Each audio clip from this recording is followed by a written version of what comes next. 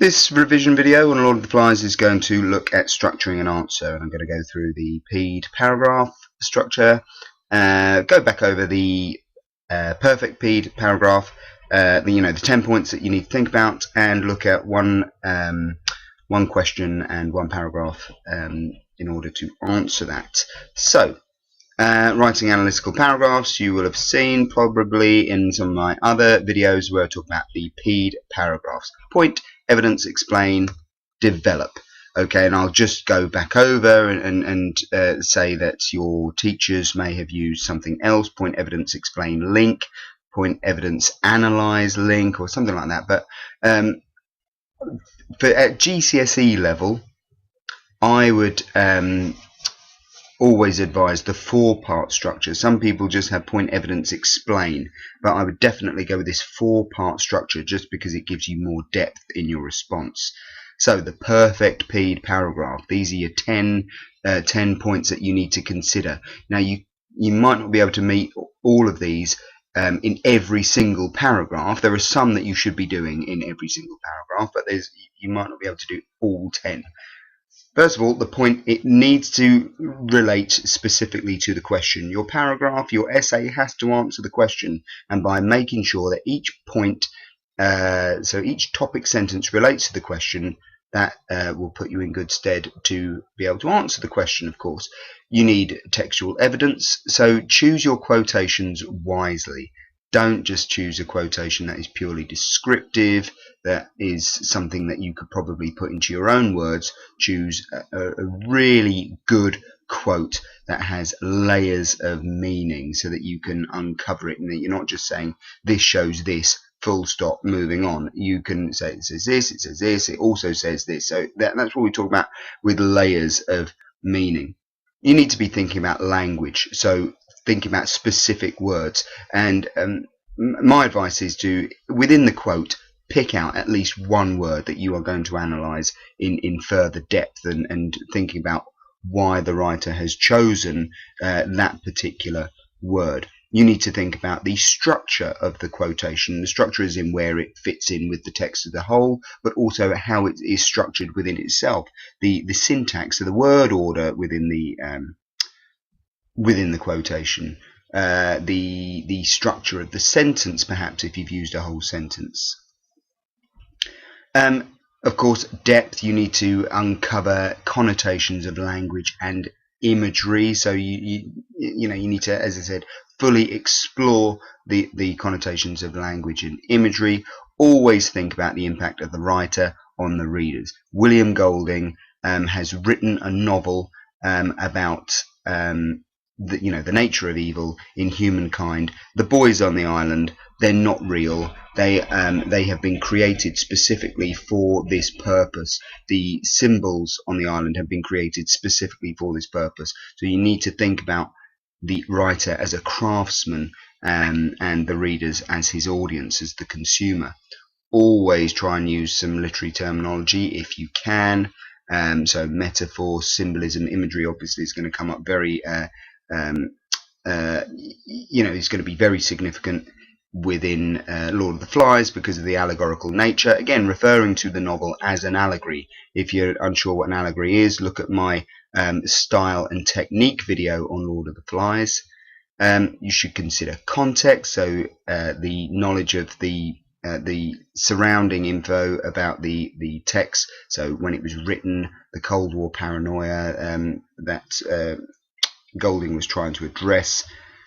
Quote short, comment long. Use as small a quotation as possible, even just one word if you can, and then write a lot about it. So you're writing a lot about a little. So essentially what you need to make sure is that the ratio of quotation to what you're writing is heavily on the side of what you have actually written, because that is your answer.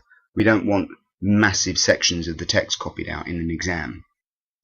Right, this is a classic question that might come up. There generally is nearly always, certainly in the AQA GCSE exam, a question on the significance of a particular character or two characters, or one of the allegorical symbols, so like the beast, the conch, Piggy's glasses. The characters that might come up, Jack and Ralph together, and looking at their leadership styles is a common question. The Piggy, Simon, Ralph on his own, Jack and Roger. Now, I often, before the leading up to the exam, I like to go back and look at the past papers and see what characters or what hasn't come up in a while, and you can normally second guess. It's not an exact science, and I wouldn't base all of my revision on a prediction that I have made. But I think there's always a good chance that a character is going to come up, and it will be worded in something similar to this. So, what is the importance of the beast in the novel, or what is the importance of Roger in the novel, or significance, or how is so and so represented in the novel? Right. Anyway, this is our question. What we're working from: the significance of the beast in the novel. So this is my quotation that I'm going to use.